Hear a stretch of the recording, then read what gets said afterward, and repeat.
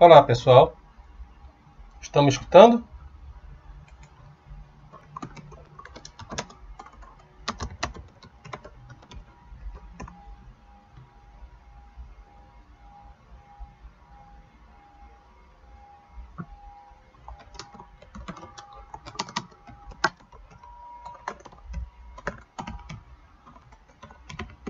Obrigado, André, de Curitiba e Lucro Real.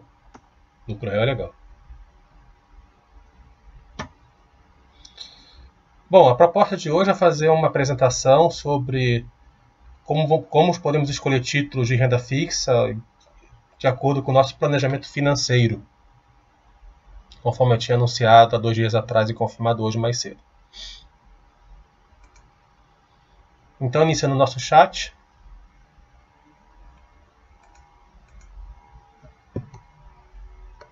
Planejamento versus prazo de investimento.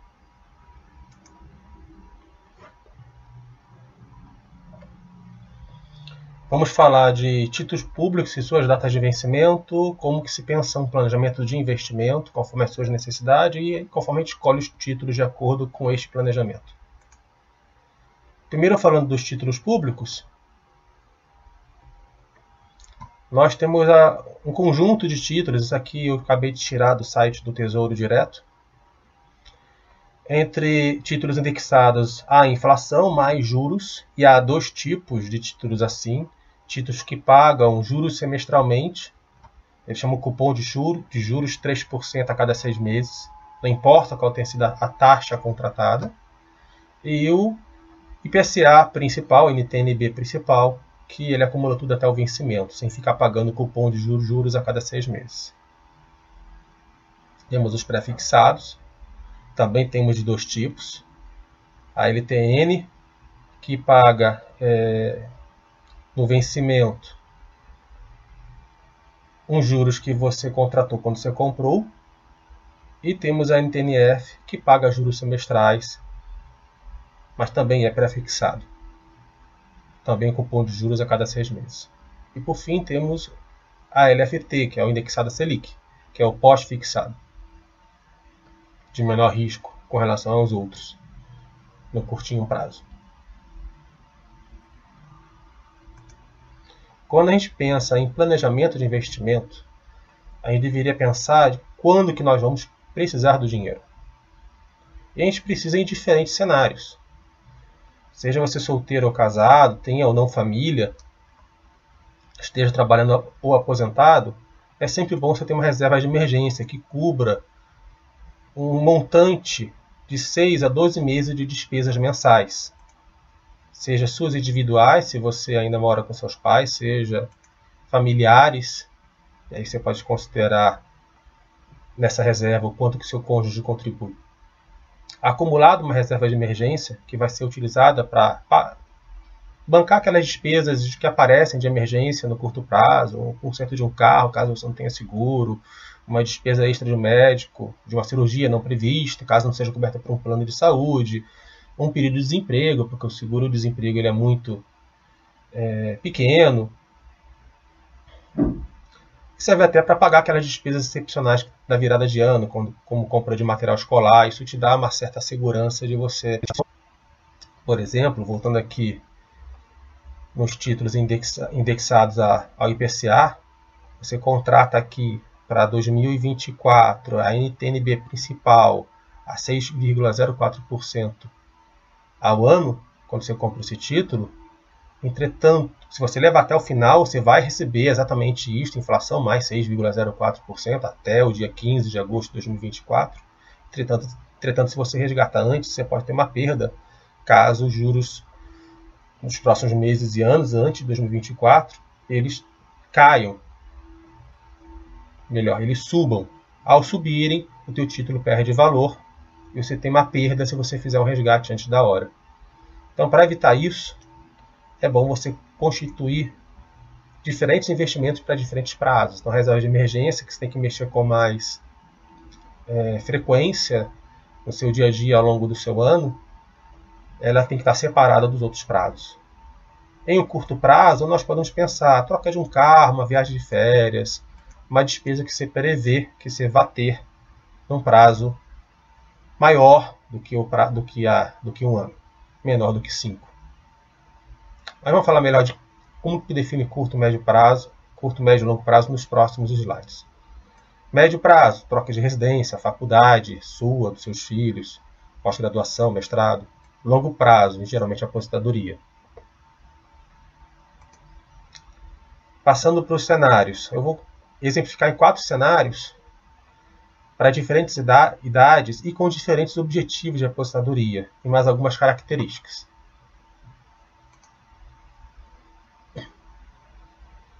Cenário 1. Um jovem de 20 anos que pretende se aposentar aos 60 anos, no ano de 2056, bem longínquo, daqui a 40 anos. Ainda com patrocínio nessa fase da vida, mora com os pais, etc., mas já trabalha e eventualmente estuda. Como é que ele pode pensar numa reserva de emergência? Como ele ainda tem patrocínio, ele pode pensar em 6 meses de despesas mensais. Para ele fazer algumas loucuras da própria juventude. E ele vai investir onde? Quando o prazo é muito curto, não é uma boa ideia comprar um título público, ou uma ação, ou uma debênture. O ideal é você mesmo colocar o dinheiro numa caderneta de poupança, ou no fundo DI, ou no fundo renda fixa. Qual dos dois? Bom, no passado, não tão distante assim, fundo DI era a melhor opção. Houve aquele período que o governo reduziu bastante os juros, caderneta de poupança passou a ser a melhor opção. Ambos são bons. Atualmente, o ideal é você não colocar em fundo de renda fixa um fundo desse. Você tem uma taxa de administração muito alta, tipo 2, 3, 4, 5%. Aí talvez a melhor coisa ainda seja a poupança. Ambos são práticos, têm liquidez diária. Conforme os juros subirem, o fundo tende a ficar mais interessante. Conforme os juros caírem, a poupança tende a ficar mais interessante. É sempre importante olhar para a taxa que você paga no fundo. Tente buscar taxas de 1% ou menos que 1%, se for possível. Curto prazo para esse jovem de 20 anos. Estamos falando que ele pensa de fazer alguma coisa entre 2019 e 2021, como comprar um carro. Se ele tem essa expectativa de comprar um carro daqui a 3 a 5 anos, quais são as opções que ele tem? Ele tem 3. Você olhar aqui o site do Tesouro, ou o site da Baster.com, você vai ver que você tem, no prazo de 2019, você tem um título indexado à inflação principal, que acumula até 2019, 6%.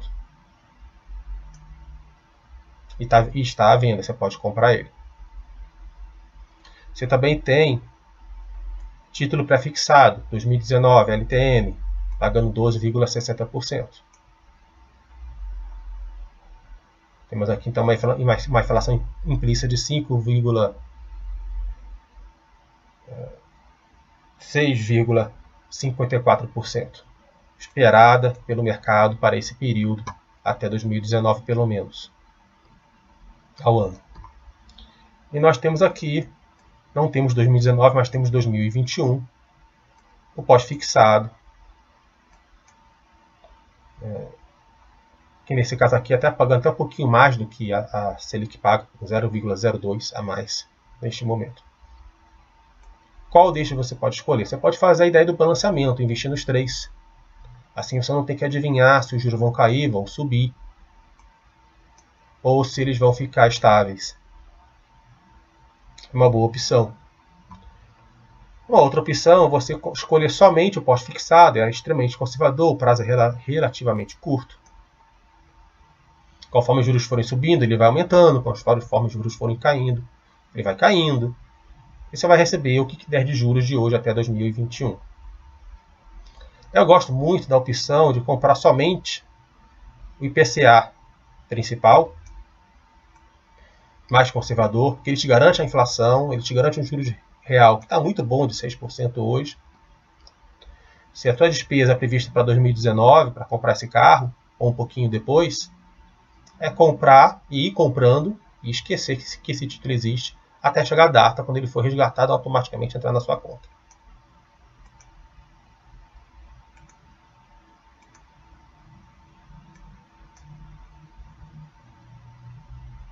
Pessoal, estou vendo aqui que o lucro real falou que ficou tudo preto. Vocês estão ouvindo e vendo a apresentação?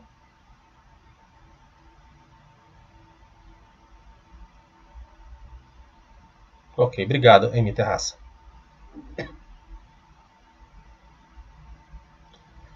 Bruno, eu vou deixar para responder as perguntas ao final, tá bom? Trataremos de alguns cenários que vocês trouxeram aqui para mim. Ok. Pensando nesse mesmo jovem de 20 anos, ele não sabe, ainda está namorando, indo para balada, mas tem uma noção de que daqui a uns 10 anos, 5, 10 anos, talvez ele tenha que comprar um apartamento. E se ele tiver condições de já começar a juntar para este prazo. Bom, olhando os diferentes investimentos, a gente está falando de algo entre 2021 e 2026. O ideal é realmente um título indexado à inflação, para um caso como esse. A gente está falando de imóvel. Imóvel tende a valorizar de acordo com a inflação, com algum ganho real se o mercado continuar subindo. Você tem aqui um título indexado à inflação para o ano 2024, daqui a 8 anos, rendendo,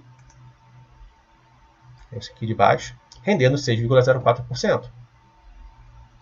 Bom título, ideal para este tipo de objetivo. Aí eu quero chamar atenção para isso. O objetivo e o título tem que casar em prazo e intenção. Se a sua despesa aqui é um apartamento, Tesouro IPCA é o mais aproximado para a possível valorização dos imóveis ao longo do tempo. Porque eles têm características semelhantes. A curva de ambos é de acordo com a inflação. Não tem que ficar adivinhando se os juros vão subir ou cair.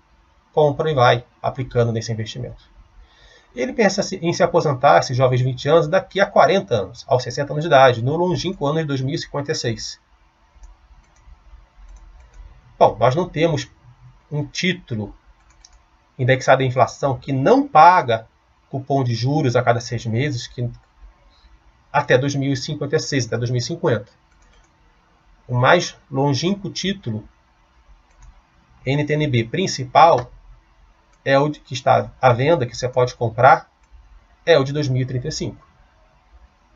Então você pode comprar esse investimento, conforme ele for resgatado em 2035. Esse jovem poderá então reaplicar esse resgate na época, no título de longo prazo que estiver disponível da época. Se for nas mesmas condições de hoje, um NTNB principal com prazo para 2055, 56, 60. A outra opção é ele escolher a NTNB que paga cupom de juros semestrais de 2050. Tá? Está bem próximo do prazo que ele quer. Qual é o problema? Ele vai receber semestralmente juros, 3% a cada 6 meses. Então, para ter efeito o que ele precisa, ele vai ter que ficar reaplicando esse dinheiro. E aí você tem dois problemas. Você vai pagar imposto de renda quando você receber esse cupom de juros. Então você perde no imposto de renda. 2, você, ao reaplicar, você não sabe se os juros serão tão bons quanto 6% serão melhores que 6%, serão piores que 6%. Esse reinvestimento é conforme a taxa da época. Mas como é um jovem de 20 anos, então este é um cenário para um jovem de 20 anos. Um cenário para um adulto de 35 anos, que pretende se aposentar aos 55 daqui a 20 anos, no ainda longe ano de 2036.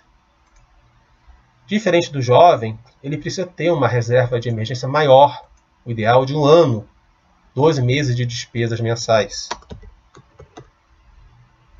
Por que ele precisa de 1 ano? Provavelmente alguém que tem família, tem filhos, as despesas escolares são pesadas, elas vêm muito no início do ano com matrícula, material escolar, pagar IPVA, IPTU, uma série de investimentos, e o risco de desemprego também é maior nessa idade. Então, uma série de necessidade de despesas que uma reserva de emergência maior é necessária. Mas, ainda assim, você vai escolher carteira de poupança ou fundo de renda fixa, conforme a sua preferência, seu conforto de operar um dos dois e a taxa que você pode estar pagando no fundo DI. Aliás, para a maioria dos cenários, essa é a resposta. Carteira de poupança ou fundo de renda fixa para reserva de emergência. Esse sujeito, esse cidadão, pensa em trocar de carro lá pelo ano 2019, daqui a uns 3 anos. Diferentemente do cenário anterior, para ele, o ideal é um investimento em IPCA e NTN-B principal 2019.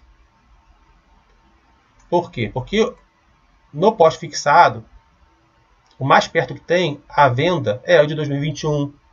Tá bem depois do que ele precisa.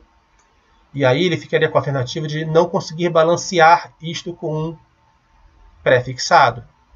Quando você não consegue balancear pós e pré, você está assumindo o risco do pré sozinho e você pode acabar tendo perdas grandes nesse pré-fixado. Então é melhor você ser conservador e aplicar no Tesouro IPCA 2019.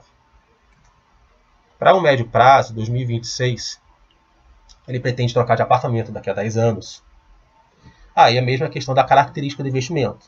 Imóvel tende a seguir a curva da inflação, com algum ganho real. Claro que eu estou simplificando a ideia do imóvel. O imóvel tem características de valorização conforme a localização, mas em geral é assim que funciona. Então escolhe um Tesouro IPCA com uma data aproximada de 2026. Qual é a mais próxima? 2024. Com a vantagem de acumular os juros só paga no vencimento. Para o longo prazo dele é 2036, é quando ele quer se aposentar. Então ele tem duas possibilidades para 2036. Ele tem o IPCA principal para 2035, ele tem o IPCA com os juros semestrais para 2035. Como é a aposentadoria, o ideal é pegar só o IPCA 2035. Não há por que ele escolher o que paga cupons com juros semestrais, porque ele perde o benefício dos juros compostos, já que ele vai ficar pagando imposto de renda. Então escolhe IPCA e NTN-B principal e segue a vida. Ele vai ter, em 2035, um bom valor acumulado. Cenário 3. Um senhor de 50 anos, quase eu, que pretende se aposentar aos 65 anos de idade, daqui a 15 anos, em 2031. Ele, igual ao de 35 anos, ele continua tendo a necessidade de uma reserva de emergência forte, de 1 ano. Ainda está com filhos, provavelmente adolescentes, entrando na faculdade. Ele prevê que ele tem que pagar a faculdade dos filhos em 2019. Então, em 2019, ele precisa ter uma reserva para essa faculdade. Então, o investimento ideal para ele é o Tesouro IPCA principal de 2019, casando o investimento com a necessidade. No médio prazo, para ele, 2024, seria uma segunda lua de mel, daqui a 8 anos. Ele tem exatamente um título NTN-B principal para 2024.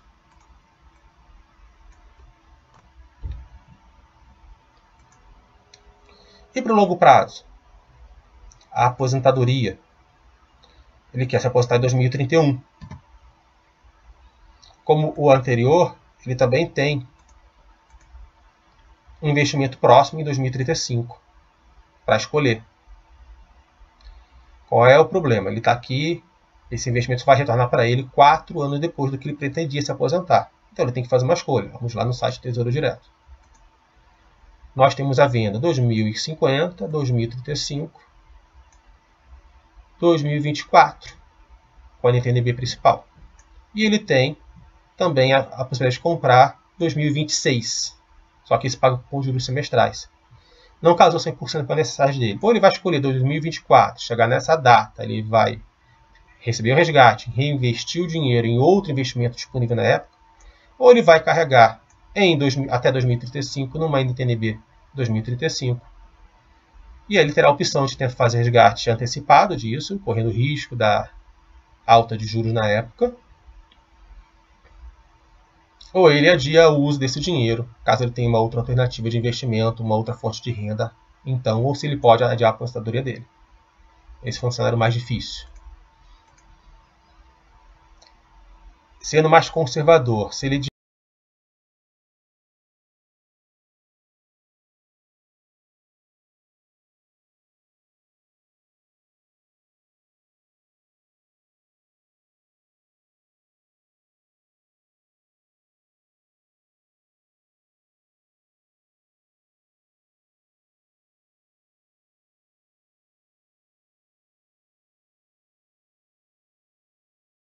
onde que o cara hoje já tem 60 anos de idade, está aposentado, Tá com todo o dinheiro dele na poupança e não está rendendo legal. O que ele pode fazer com isso?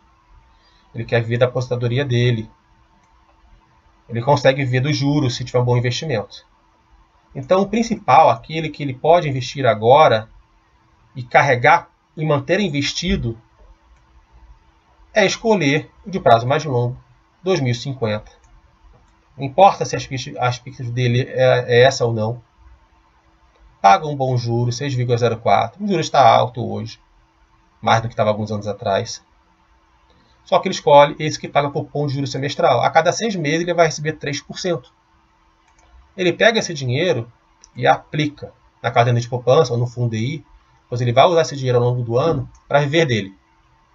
Tá. Se ele tinha tudo na poupança, claro, ele não vai transferir tudo para o IPCA. Ele vai transferir a maior parte do IPCA, vai guardar um montante equivalente a 12 meses na poupança ou no fundo DI, para poder, no primeiro ano, conseguir viver e vivendo disso.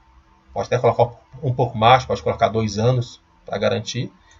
O restante coloca na NTNB com juros semestrais de 2050, vai receber nesses juros semestrais dos 3% a cada 6 meses e vai colocando esse dinheiro na mesma poupança ou no mesmo fundo DI, para ele conseguir então pagar suas despesas mensais. Esse avô, ele tem uma outra característica, ele pensa de ter o neto no exterior. Que não importa qual seja o prazo, mas vamos supor 2020, e ele quer pagar essa faculdade ou quer ajudar a pagar. Ele não vai investir em tesouro direto, nem em debêntures, nem em ações. O ideal para ele é investir no fundo cambial. É casar o tipo da despesa com o tipo da receita. Pois a gente não sabe como o dólar vai variar ao longo do tempo. Então você tem a expectativa, seja aposentado ou não, de ter uma despesa no exterior grande, como uma faculdade, um mestrado, daqui a alguns anos, é importante você já ir juntando esse dinheiro em um investimento indexado ao dólar, como um fundo cambial. Bom, pessoal, eu cobri os cenários que eu tinha previsto e estou aberto agora às perguntas das dúvidas de vocês.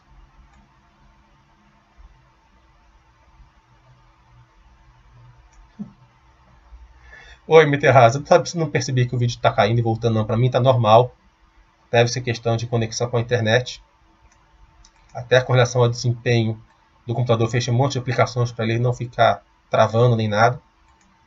Esse vídeo ele vai para a área de vídeos, vamos falar disso agora, inclusive, do site. Então, renda fixa, vídeos,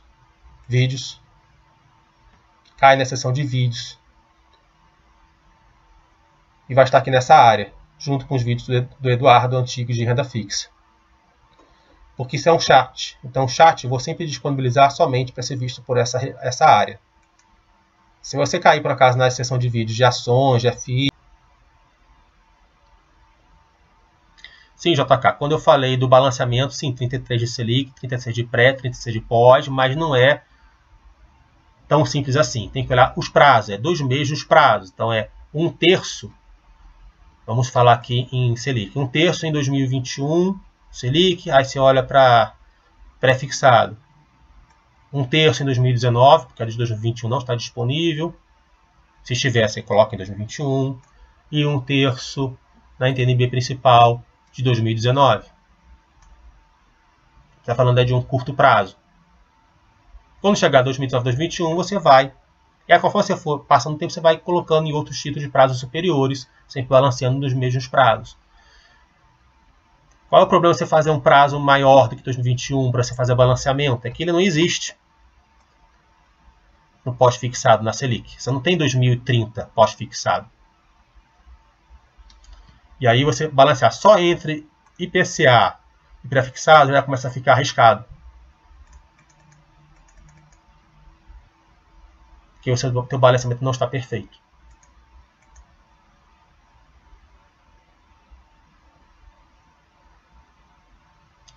Tânia, no caso que foi o que eu falei, não é a questão de estar vivo ou não em 2050. Se Deus quiser, estará e completará os 100 anos e estará aqui me perturbando, porque eu também estarei vivo nessa data. Não é a questão de estar perturbando, foi brincadeirinha, tá?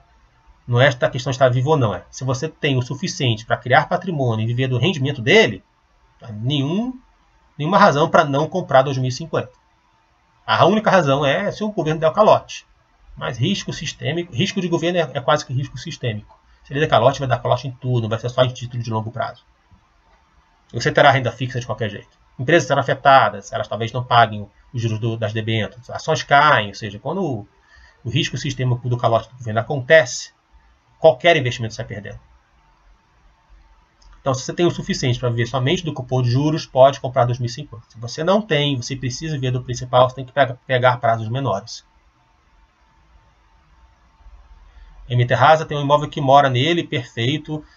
Como dizia o meu avô, a nossa casa, sendo própria, é sempre o melhor investimento possível, porque é um ativo real, que tem pouca interferência do governo. Não sei que vire um país comunista, eles estatizam a sua casa, o que nunca aconteceu no nosso país, e acho que não vai acontecer nunca. Mas, imóvel é um ativo real, viver nele já é uma forma de economizar aluguel e preservar o valor dele contra a inflação no longo prazo.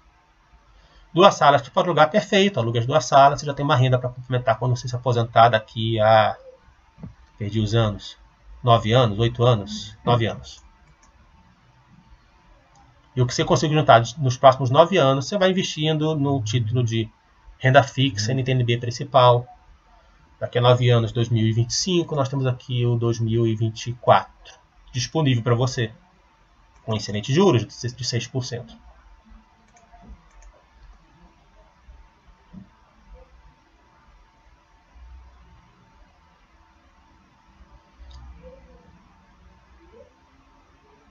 Ok, você já aplicou inclusive nesse IPCA 2024 e também tem renda variável balanceado quase meio a meio. Não fale valor, me Terraza, no chat, as pessoas estão vendo, ninguém precisa saber disso. Mas, ok, renda variável sempre lembrando, não é um prazo de 10 anos. Renda variável, quando você é jovem, é para longo prazo, quando você já está na meia idade, como eu, já pensando em ter estas ações como patrimônio. Então, escolha empresas boas, de boa governança, de lucros crescentes. São poucas, mas elas existem. Bulgarinho, estão falando muito no aumento da dívida pública. Na sua visão, qual é a possibilidade do calote do governo? Bom, eu tenho 47 anos. Eu vivi a hiperinflação. Peguei o finalzinho da ditadura, peguei a redemocratização, vi a Constituinte, vivi a hiperinflação do governo Sarney-Collor, Plano Real. Mesmo o Collor ele não chegou a dar calote. Na época ele fez uma troca de dívida. Ele trocou os títulos que existiam na época do governo, trocou por um outro título, chamado Depósito Especial Remunerado. Há uma taxa de juros que ele definiu na época e tirou a liquidez. Tinha um prazo para você conseguir resgatar esse dinheiro. Durante todo esse tempo, Sarney, Collor, antes do Sarney, Figueiredo, até o Itamar, o governo conseguia gerenciar a sua dívida pública com inflação, que era mais ou menos o que o atual governo estava fazendo, deixando a inflação subir, porque isso ia gerenciando a dívida pública a favor do governo. A inflação é uma forma de reduzir a dívida pública em relação ao PIB. Governos sempre fizeram isso no Brasil. É um mau caminho que ferra com a gente, e ferra principalmente com as pessoas mais pobres, que não têm as defesas financeiras que a classe média tem. Mas é uma forma do governo reduzir a relação da dívida pública. Existem outros instrumentos, o governo pode usar instrumentos mais modernos e mais conservadores, como redução de disponibilidade monetária. Ele, na verdade, aumenta o compulsório dos bancos, retirando dinheiro do mercado, e com isso ele tira dinheiro que é usado para financiamento daquelas famosas parcelas das lojas que as pessoas compram, tudo parcelado. Então ele tem vários mecanismos. A dívida pública do Brasil é alta, mas se compara com a dívida pública de outros países, ela não é tão alta assim. Então o governo sério consegue sim gerenciar isso. Não vejo risco de calote dada as características do nosso país. O pior que pode acontecer, eu acho, é uma troca de dívida do governo. Mas hoje a grande vantagem é que ele não tem dívida de tão curto prazo assim para ele ter que trocar. E se o governo der calote, o Bruno tinha feito a pergunta, né?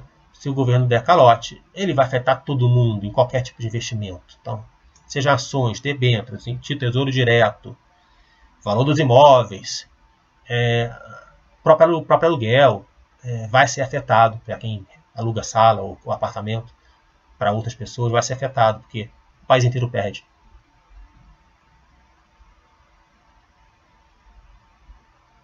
Blowfish, é verdade que a PP paga somente até a expectativa de vida, hoje 88 anos, PP, Previdência Privada?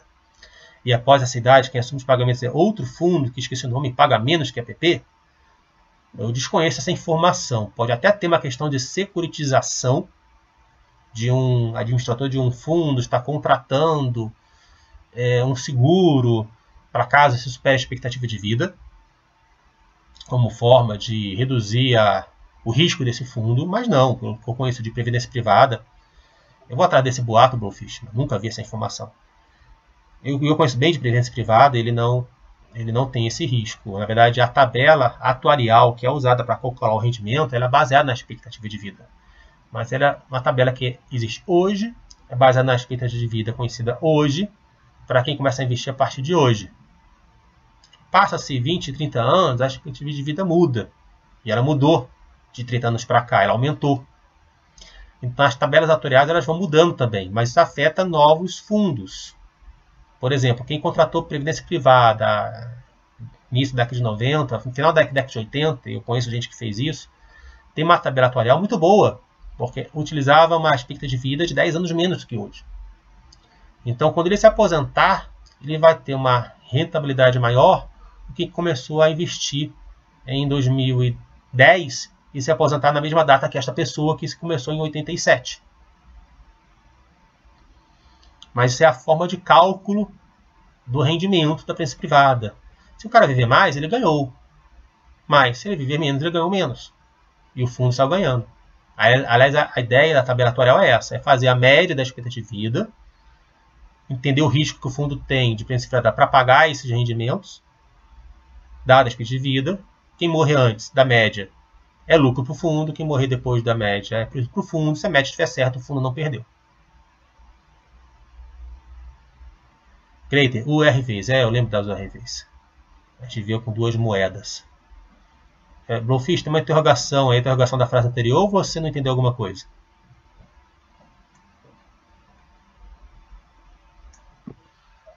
JK, Bugarim, na sua experiência, quanto tempo fazia que não tínhamos taxas de NTB na casa de 7%? Eu acho que foi no governo Lula que a gente teve taxa de 7%. Não me lembro a data exata. Não lembro se foi antes ou depois da crise de 2008.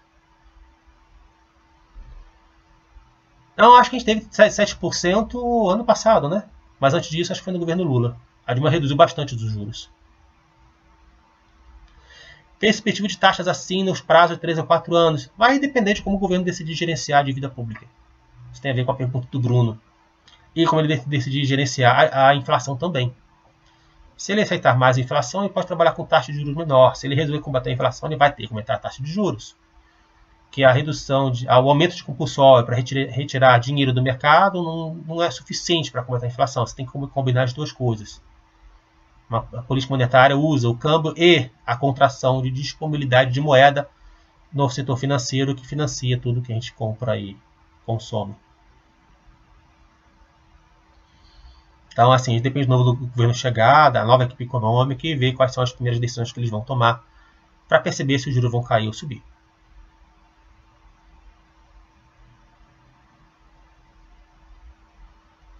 Tânia, também recebi salários de milhões que não valiam nada. Era engraçado, né? A gente era milionário e não era ao mesmo tempo.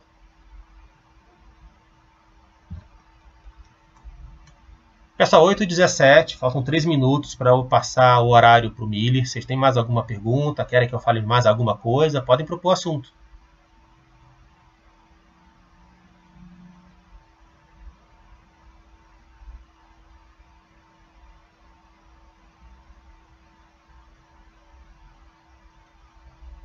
Pessoal, vocês podem também entrar no grupo de renda fixa. Novamente aqui, ó, renda fixa, grupos de renda fixa. E postar perguntas lá no grupo que eu vou respondendo. Eu sei que tem algumas perguntas aqui, alguns posts que eu ainda não respondi. Estou em dívida com vocês. Estava muito focado em imposto de renda mês passado, até dia 29. Mas vou colocar essas perguntas aqui em dia. E eu sei que também tem outros que participam e contribuem bastante, como a Tânia, o Eduardo, o EVS. Então fique à vontade, façam perguntas. Tem muita gente que é capaz de responder. Alguns até mais do que eu, como a Tânia, sobre debêntures. Ela é mestre no assunto. E também, para quem quiser analisar eu analiso a carteira de investimento em renda fixa, é só postar aqui na seção de carteira fixa comentada. Na verdade, você entra no Master System, pede lá para analisar a carteira, vem aqui para esse grupo especial de análise de carteira que eu vou responder para vocês. Tá bom? Fica à vontade. E assim, não é uma resposta só não. Eu vou responder, vocês vão ter dúvida, a gente vai interagindo e eu vou esclarecendo o cenário de cada um. Peço que somente tratem dos seus investimentos pessoais, onde vocês querem falar de valor, querem uma orientação mais específica, via análise de carteira, através do Baster System. Assim é algo privado. Somente eu e você vão ter acesso a esse comentário, a essa análise de carteira. Ninguém precisa saber o que vocês têm, o que vocês estão sofrendo, o que vocês estão investindo.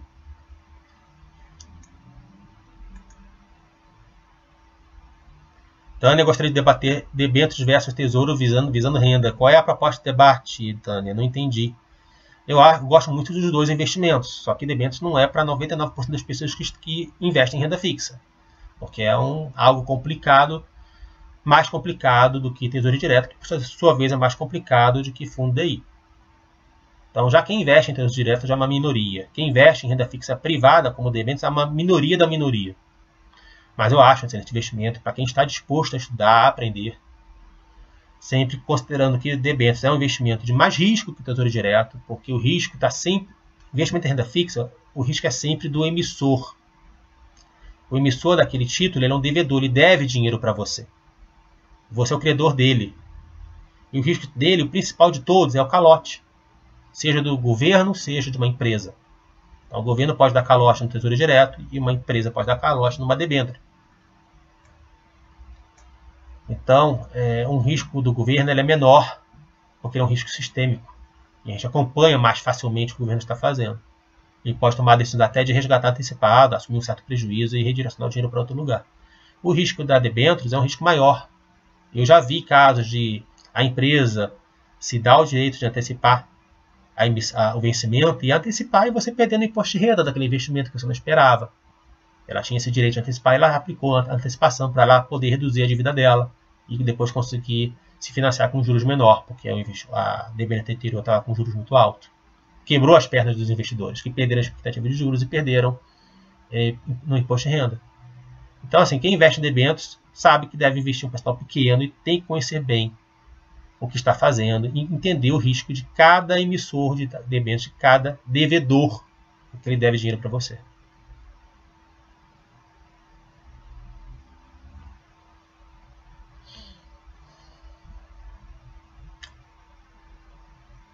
Mas eu invisto em debêntures. Então eu não vejo muito essa história de só investir em tesouro direto. Para quem está começando, para quem quer começar a investir em debêntures, o mais conservador são as debêntures da BNDESPAR. Porque elas têm um risco similar do governo, porque essa é uma estatal do governo. Que é usada para... tem na BNDESPAR uma subsidiária do BNDES que tem... na gestão dela, todas as ações de empresas para as quais o BNDES emprestou dinheiro e recebeu ações em garantia. Então, assim, é um grande fundo de ações que a BNDESPAR gerencia e ela capta dinheiro no mercado, emitindo debêntures para poder gerenciar isso. O risco da BNDESPAR não pagar é mínimo. Talvez é menor até do que o Tesouro, que sofre mais com o caixa do governo e a dívida do governo. O BNDESPAR nem o risco da dívida do governo ali tem. O grande problema é que a BNDESPAR, até a última que eu tinha visto, não tinha isenção de imposto de renda. Mas havendo emissão de BNDESPAR com isenção de imposto de renda para obras de infraestrutura do governo federal, melhor ainda.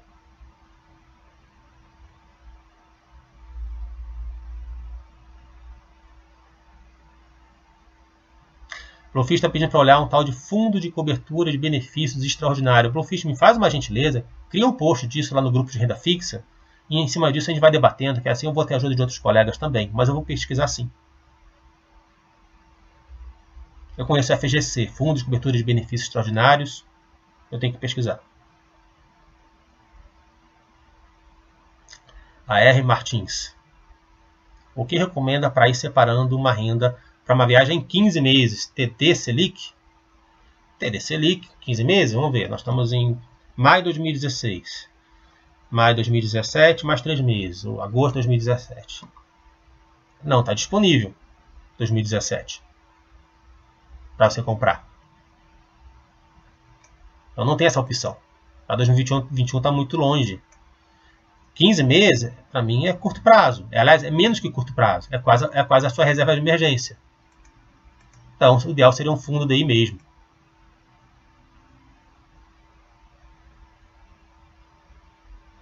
JK, ter a carteira toda em TD? Esse é o meu objetivo. Minha renda fixa toda em TD. Tirando aquela reserva de emergência que vai ficar sempre em fundo de renda fixa, fundo DI. Não é errado, não. Se você coloca todo o seu dinheiro em um fundo de renda fixa, você está fazendo o quê? Você está colocando todo o seu dinheiro em título de tesouro direto, só que você está pagando uma taxa de administração para um banco fazer esse investimento por você. Ele está comendo um bom pedaço dos juros. Se ele cobra 2% de taxa de administração, isso é só a remuneração dele, porque ele também cobra as despesas do fundo, além da taxa, e o Tesouro Direto rende 6% de juros real, ele está pegando 1/3 do rendimento para ele. Você vai ficar com 4%. Então, se você aplica 100% do seu dinheiro em renda fixa através de um fundo de banco, você pode colocar quase 100% do seu dinheiro de renda fixa no Tesouro Direto. E só aquela reserva de emergência de 6 meses a 1 ano, você deixa no fundo ou na poupança para você conseguir ter mais flexibilidade no gerenciamento desse dinheiro.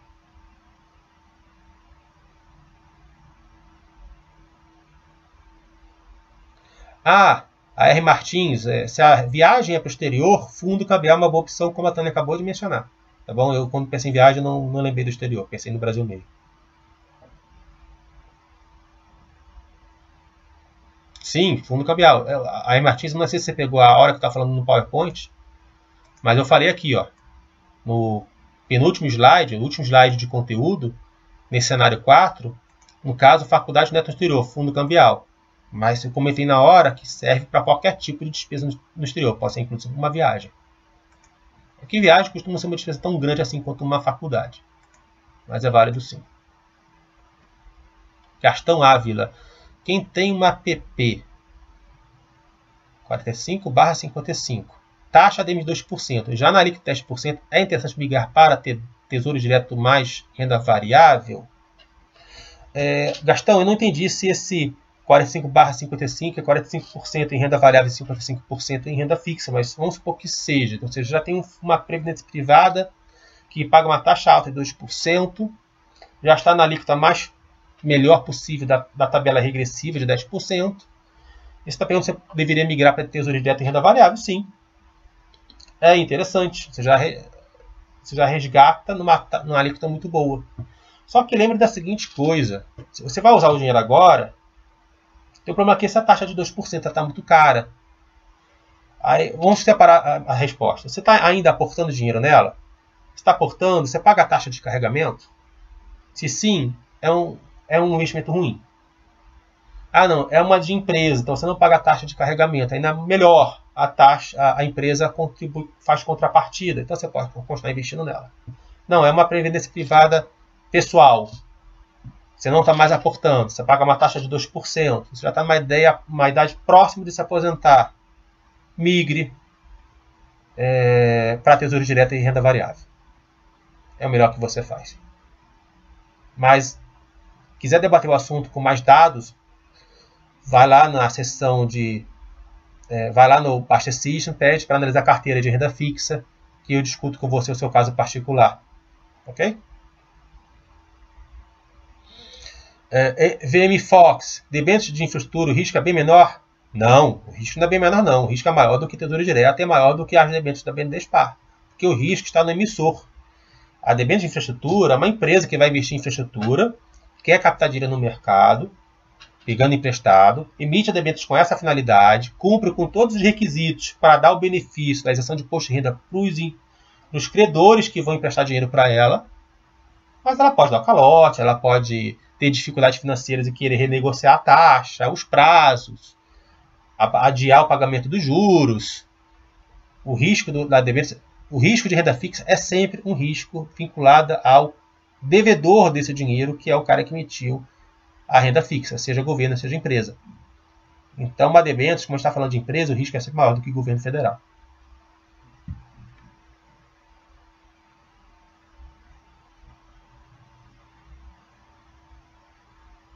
Tânia, eu não entendi o seu comentário. Você concorda? Tanto é que cresceu o pagamento de prêmios, renúncia para credores aceitar. Ah, sim, lembrei dessa discussão alguns dias atrás.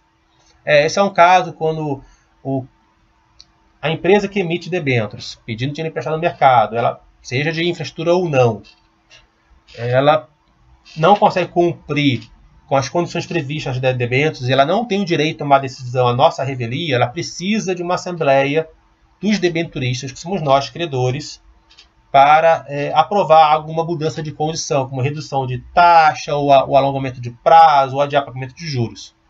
Aí é comum, nessa Assembleia de Debenturistas, os grandes debenturistas, que são os fundos, são os investidores institucionais, negociarem com a empresa emissora dessas debêntures para que ela pague um prêmio, uma espécie de multa, para que eles aceitem a mudança das condições contratadas originalmente.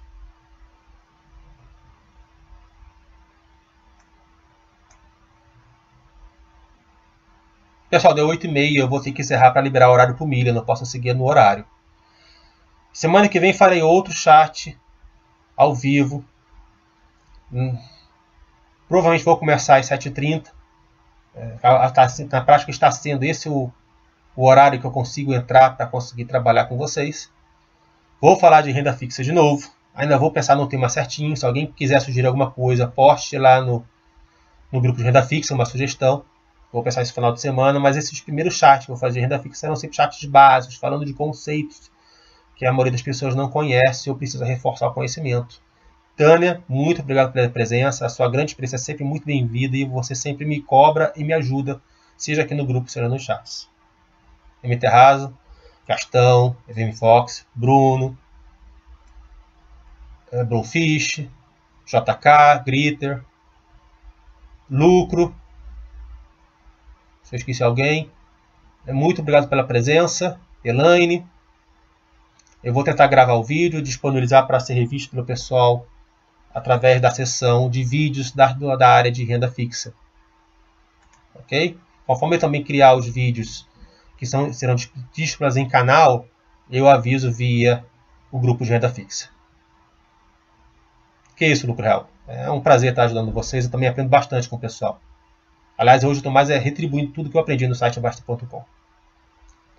Até quinta-feira que vem, ou no dia a dia aí via fórum ou grupo de renda fixa ou grupo de aluguel de ações. Até mais.